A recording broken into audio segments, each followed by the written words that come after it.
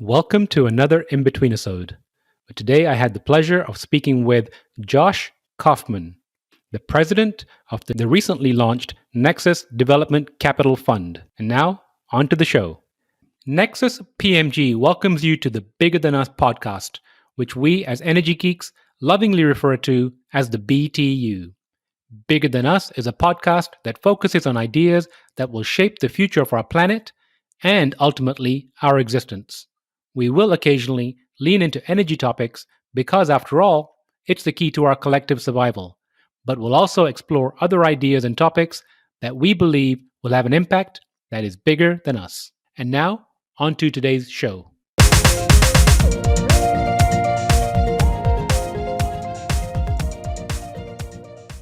Hello, and welcome to the Bigger Than Us podcast. I'm your host, Raj Daniels, and today I'd like to welcome Josh Kaufman to the show. Josh is currently the president of Nexus Dev, a platform investing development capital in renewable and circular economy projects. Previously, he was an energy investor at the Australian fund QIC, and prior to that, he was on the GE Power M&A team. Josh has a BA in Math and Economics from Williams College. Josh, how are you doing today? I'm doing great, Raj. How are you? Josh, I'm doing fantastic. Thank you for asking. Josh, where are you currently located? I'm in Sarasota, Florida right now. And how's the weather in Sarasota, Florida? It's pretty nice, I think. I mean, we're still kind of quarantining as usual. Most of the days are sitting in front of the computer, but at least there's more sun outside the windows, which definitely makes an impact on my mood. You know, I'm hearing that Florida is kind of like the wild, wild west for quarantining. That's true. Yeah, it is true. Yeah. It sounds like it's optional sometimes. It is optional. Masks are optional, but at least you can be outside a little bit more and spread out a little bit more. So, that's nice, but it certainly makes a difference. I've never been a fan of the winters, the cold, and the darkness. So this was a nice retreat, and feel lucky that I have the ability to do this. Well, I'm glad you're staying safe down there. So, Josh, I'd like to open the show by asking my guest the following question. If you were asked to share something interesting about yourself, what would it be? Yeah, I thought about this one. It's a tough one. It's almost like a dating app. You got to really define your personality in like one sentence. So it's a tough one to answer. I thought the best way to answer this in the context of this show, a lot of people, including myself, who come on here are really concerned about climate change. I think maybe an interesting thing for me is that I don't think climate change is the biggest issue facing us right now. I think it's wealth distribution. And I say wealth distribution specifically and not wealth inequality because I think it's more encompassing of how wealth gets distributed. Because I think climate change, I think we kind of know what we need to do in climate change. We have a lot of the solutions. We just have to align and execute. And I think that's more difficult when you've got wealth distribution problems, which, to focus on the US specifically, in my opinion, causes a lot of the political divide. You've got people who on one side think, for example, the wealthy are getting too big of a share, and on the other side are really pushing back against the socialism concept because they think that would distribute wealth from those who quote unquote earned it to those who haven't. And I think that's preventing us from executing a lot of the answers we have. So if we could solve that and get people more aligned, I think we could actually execute on solving the climate crisis a lot faster. You know, that is a very interesting point of view. I'd like to stay with it for a moment. I feel the same challenge too. If you had an opportunity to perhaps help solve wealth distribution, what are some of the ideas you have? Yeah, so that was my first interest. So rewinding back to college, trying to think about what I want to do with my career. And I was looking for a job that I believed in the overall purpose of it. And the first thing I was attracted to was trying to solve the wealth distribution problem. And took a couple classes on it and learned about, for example, the Grameen Bank, which was in India, which was a pretty famous example of how to get micro lending to small communities. So I was on that path for probably a year, and then I just started to feel like I wasn't exactly sure what a career trying to solve that looked like. And even now, I mean, I haven't put much thought into it in the past since then, but it's hard for me to imagine what a career dedicated to solving wealth distribution looks like. It feels a bit more like an ancillary problem that people solve from outside as opposed to dedicating a career to it. So I don't have a good answer. I mean, it feels like something that people saw from the outside. So that actually caused me to pivot. And I also started just to notice that I was reading about energy. I was reading 2 newspapers a day, and I was reading every single energy article I could get my hands on. So that's how I noticed I was just really interested in energy, and then I made that switch. But it's definitely something that I kind of keep there, and it motivates me politically, and hopefully at a certain point in the future can do something a little more proactive with that as well. I'm motivated by it too. And, you spoke of Muhammad Yunus and the Grameen Bank. I've been a fan of theirs for years.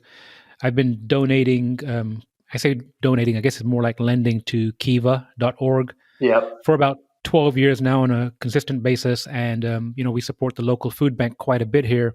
Recently, I've been very, very interested in weatherization, and I'm looking forward to seeing what the new administration puts out regarding tax credits and weatherization, because I believe that, going back to energy here, if we can help more people, specifically who are, lower on the income rung, weatherize their homes or pay less towards from their wallet share towards utilities, then they can reallocate that money to other, perhaps education, food, whatever it might look like. But it's absolutely a topic that perhaps, you and I can explore on another show, because I am very, very interested in that too. Definitely, that'd be great. Yeah, I donated to Kiva. I actually forgot I had a Kiva account, and they took my money this year because I was inactive.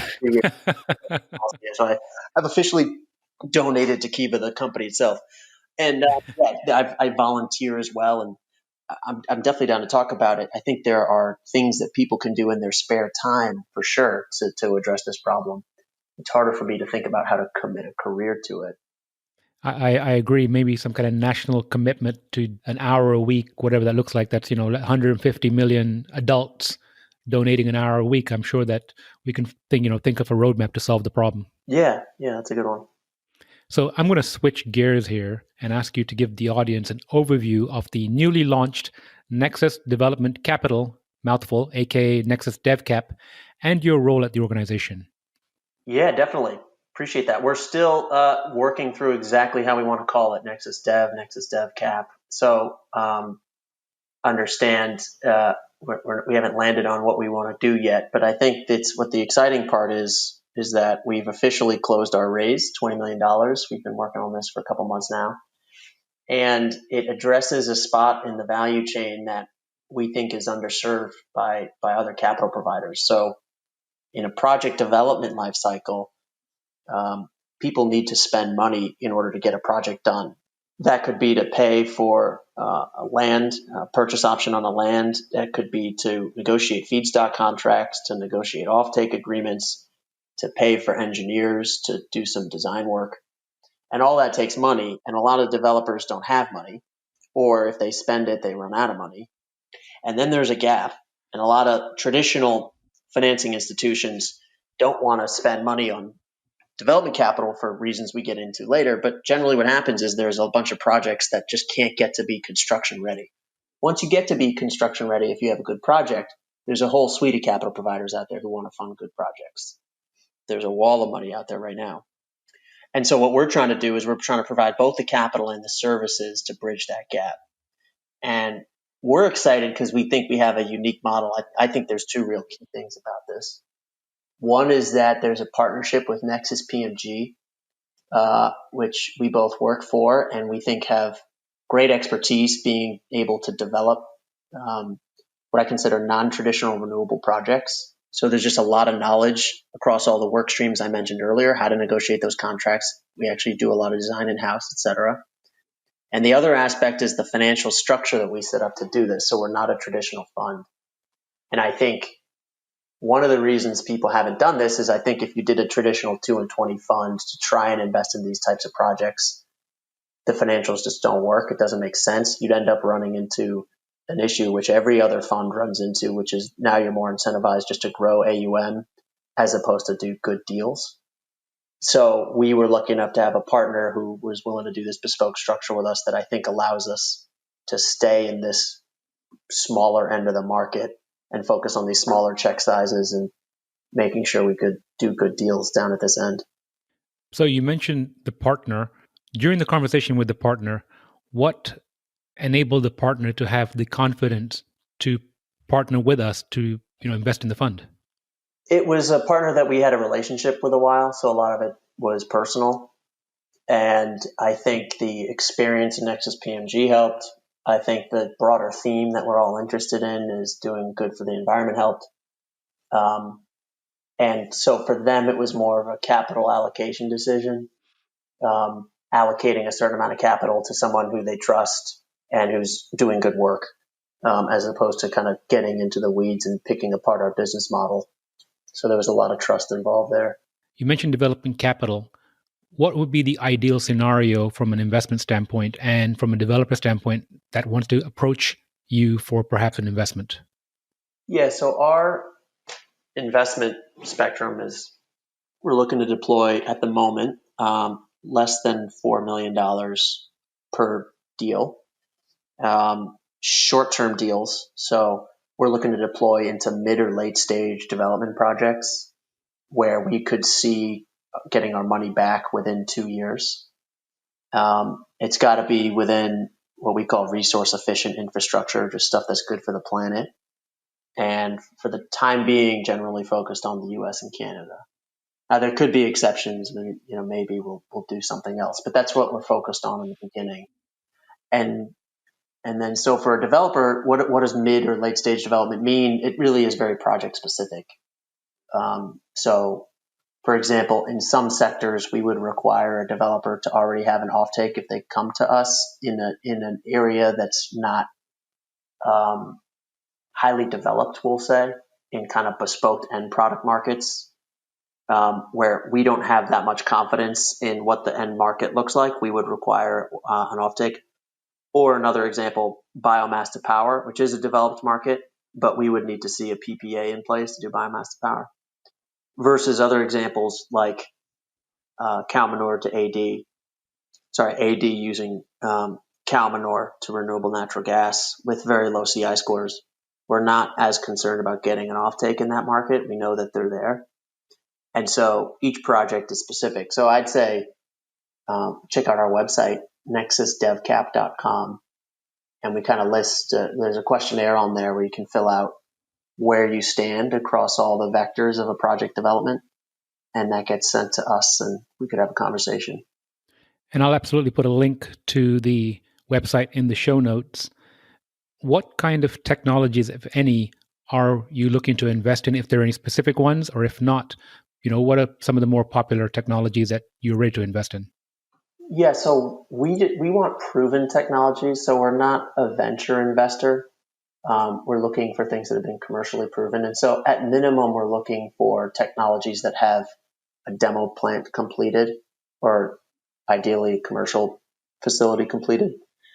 Now, there's even nuance in that. I mean, sometimes there are applications of a variety of different pieces of equipment that have never been assembled in a certain way, and that's okay with us if it's okay with our technical team.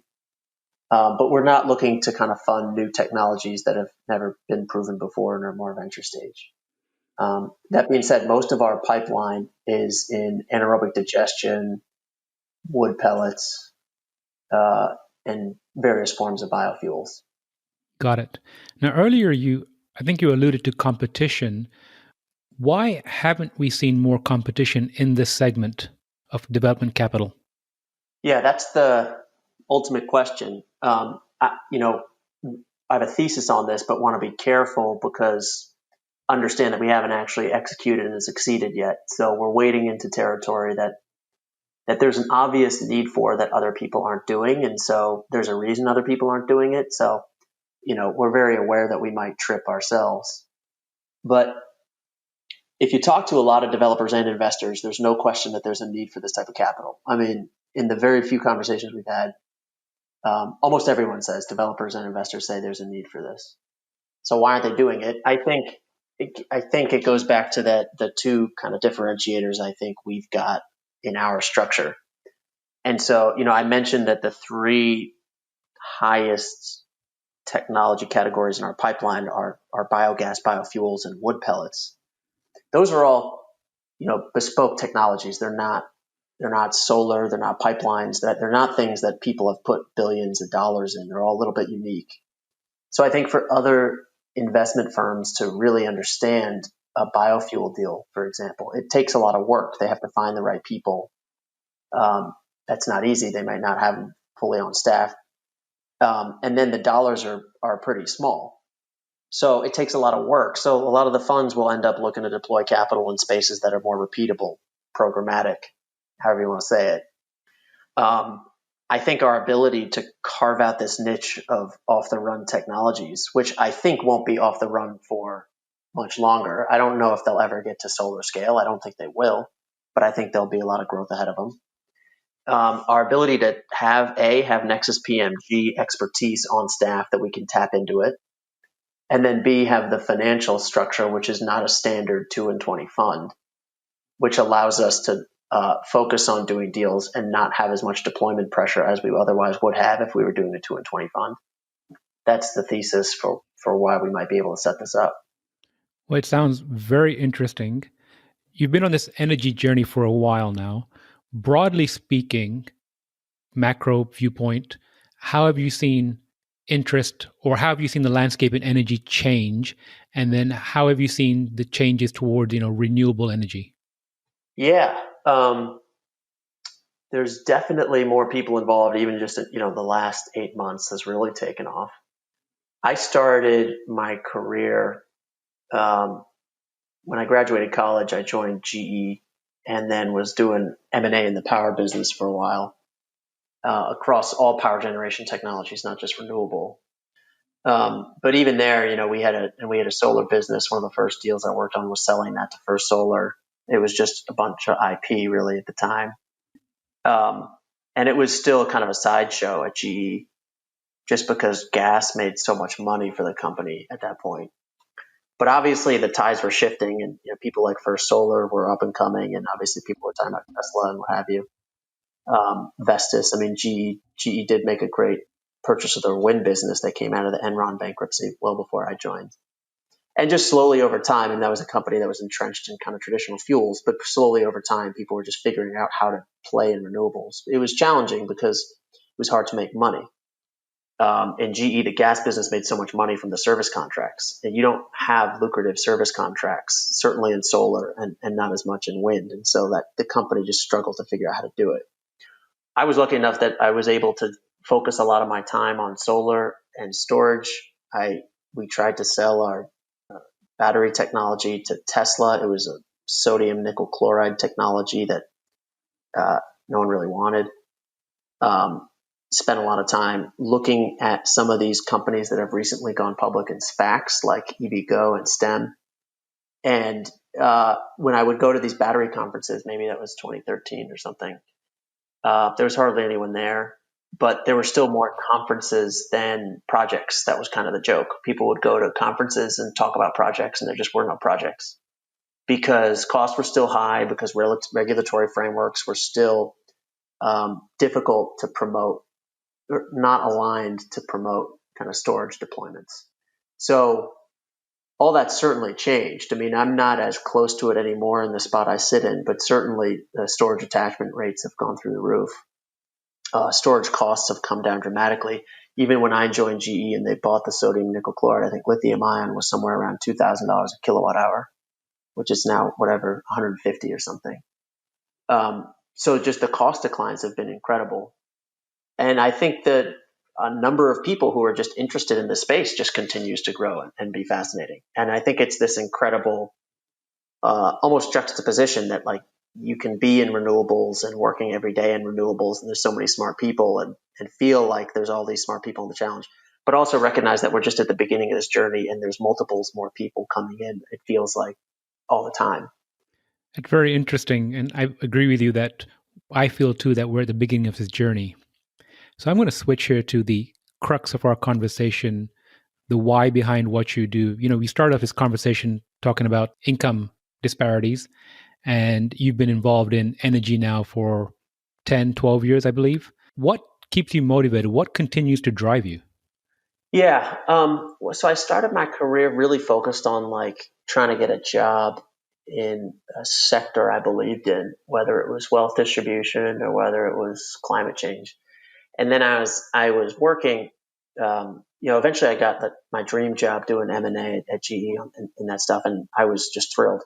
And then eventually, after time, started to realize that, well, my day to day, while it might have been in energy, was not necessarily, that fact alone was not necessarily fulfilling enough. That you needed to have a job, needed to provide the other things that matter, whether that's pay you enough, and whether it's working with people you would like working with, and whether you like the people you're working with, and whether you have kind of flexibility and whatnot.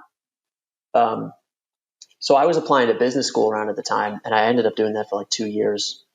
And you have to write, what do you want to do in 5 years and 10 years? So I spent, 2 years, weekends for 2 years of my life trying to figure out what I want to do. And I eventually just gave up because I don't know if there's a right answer to that. And I got used to accepting that there's not a right answer. What do I want to do? And I rather accepted the answer of, here's the criteria that I want in my life and I want in a job.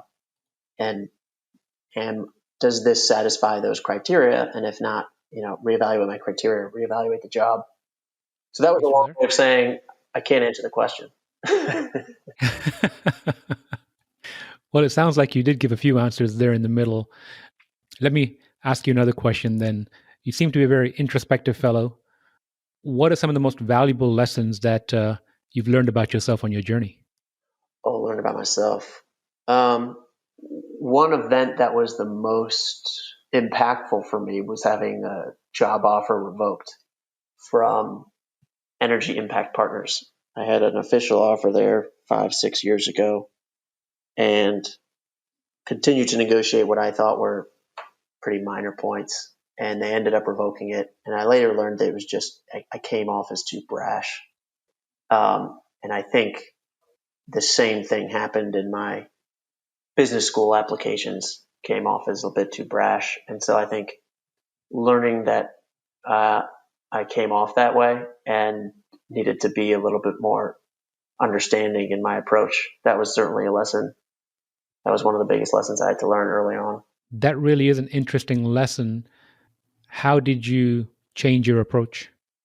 I don't know how conscious it was. I just look back to the way I operated 10 years ago and can certainly see what others saw in me then.